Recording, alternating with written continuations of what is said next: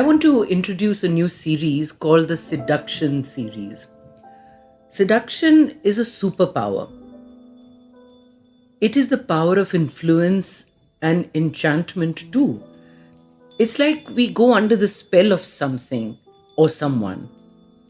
Its effect is subtle and also insidious, so we might miss its hold over us, but it has the power to hold us tightly in its grip. We usually think of seduction between a man and a woman, but actually it's everywhere in our lives. It permeates our culture, it's in advertising, in marketing, in politics. It's the same casting of a spell, luring someone towards you with power. But I want to talk about an unconventional way of looking at seduction. It's not just people or marketing on the outside of us, but the inside. Our emotions, for instance, our moods, our thoughts and feelings, our attitudes and our habits, like anger, disappointment, despair, even self-absorption like narcissism. They suck us in and blindly seduce us for long periods of time. And I want to emphasize here that such is the power of negativity, all negativity. It's a dark energy, like a black hole where we disappear into, and it robs us of the possibility of getting out of it. My point is that we allow ourselves to be sucked in by a strong force that we feel we cannot resist. Yet, we are co-creators in this force, and we are co-creators of our happiness. Then why do we do this? Simply because we don't know we have another choice. The purpose of this series is to learn ways to see through the gloom to the other side, where hope lives. There is a win we really want to get to. That is its purpose. Life always gives us a win in every challenging, stressful situation. It's our job to find it. So, through this series, let's explore the real reason underneath our attraction to these unpleasant emotions, why we allow ourselves to stay in the dark, and let's explore the journey to the other side of the rainbow, shall we?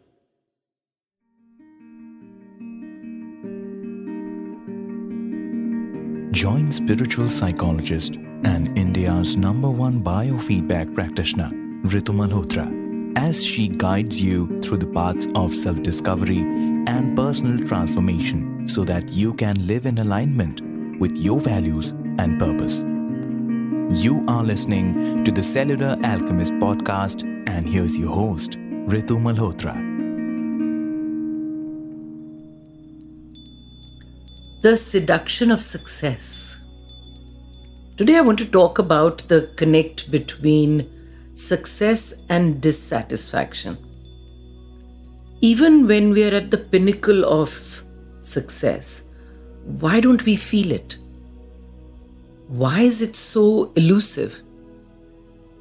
And why does emotional pain or judgment or regret or doubt overshadow this success? Let me tell you a story about Sheila, who's my client. And she's a young mother, a consultant in a large MNC since a few years, and has rapidly climbed the corporate ladder. She's moving into a new apartment soon and is independently running her life. So one would think that it's all good. As I congratulated her on all her recent successes, she astonished me by saying, I was nearly happy. But there's quite a way to go. She confessed that despite having met most of her goals, she was obsessing about that one goal that she hadn't achieved yet. I was really surprised and I asked, so if you got this one, you'd feel happy about all of your life? And because you haven't yet got this one, none of it makes you happy? Her answer was even more alarming.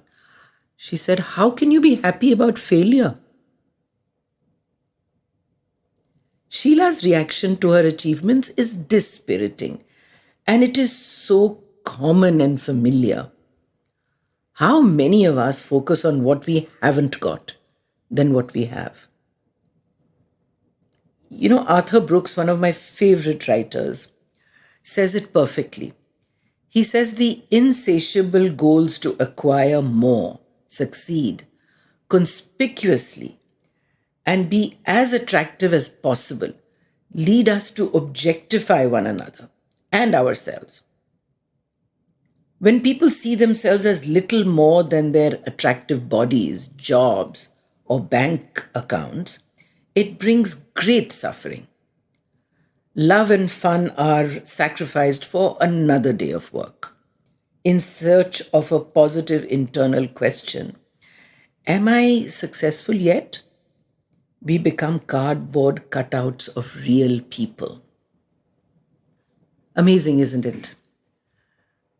The brain is a truly tricky monkey.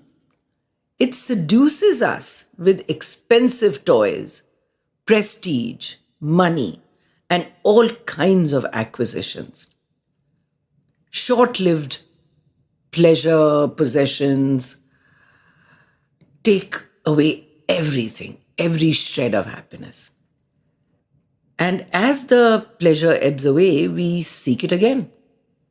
A seduction of fulfillment and satiation and satisfaction, which leaves us longing for more and more. This throws our enoughness barometer completely out of whack. Even though at some level we realize that status, fame, or the pursuit of money will give us only 5 minutes of happiness, we just can't seem to stop ourselves from trying. This is the seduction of achievement, even possession. Sheila's brain has taught her to anticipate happiness only when she exceeds a certain goal to the exclusion of all other achievements.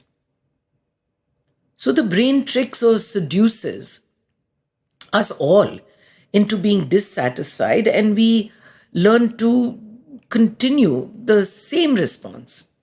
So if the brain can learn how to be dissatisfied, my point is that it can also learn to be satisfied, not only restricted to trophies or wealth, but a skill that's worth adopting. Then life satisfaction is the win that you're moving towards. And for that, you need to look at the emblem of satisfaction. 80% of people feel it's money. I'm not undermining the value of happiness that a fat bank account produces, but it's also been proven that money itself will not satisfy you for too long. So the question to ask yourself is, does money give me my well-being or define my self-worth? And more important, when will I have enough? When the pursuit of achievement, not just money, consumes you and starts crowding out important relationships, it's time to examine it closer. Ask yourself, when was the last time I had a sense of playfulness about my work? Where is the joy in doing what I do? And there's another important point I'd like to talk about now. We start to crave things, not just like things, but crave things.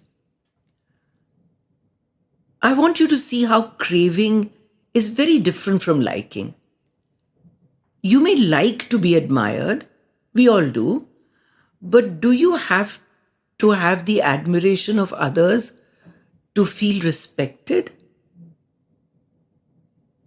So, the big win when we closely redefine our relationship with money, adulation, recognition, and status is the return to an inherent sense of self worth. You get off the hedonic treadmill and move towards satisfaction and happiness. That is in your hands. And because this podcast is focused on looking for the win, when you clearly begin to see what seduces your well being, you move away from comparison to your own incremental progress. And you give yourself a pat on your own back to self compassion. Instead of counting how many trophies and stocks you have, you look at your contribution. Instead of looking for satisfaction in all the wrong places, you move to trial and error. I'll do this and I will learn. And hard work and determination.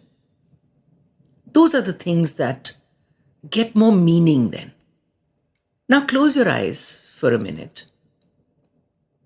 Yes, close your eyes and think for a moment when you felt genuine satisfaction. Take a deep breath. Feel the energy of that successful feeling of being enough. Take a few moments as you relive that memory. It's a nice feeling, huh? Wouldn't it be nice to feel many more moments like this? And you can do it. And that's the biggest win.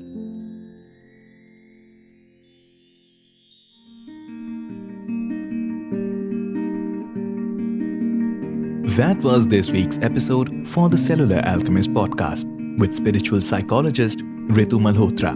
Don't forget to follow the podcast on your listening app so that when the new episode drops, you do not miss out on the chance to change your life by changing your beliefs.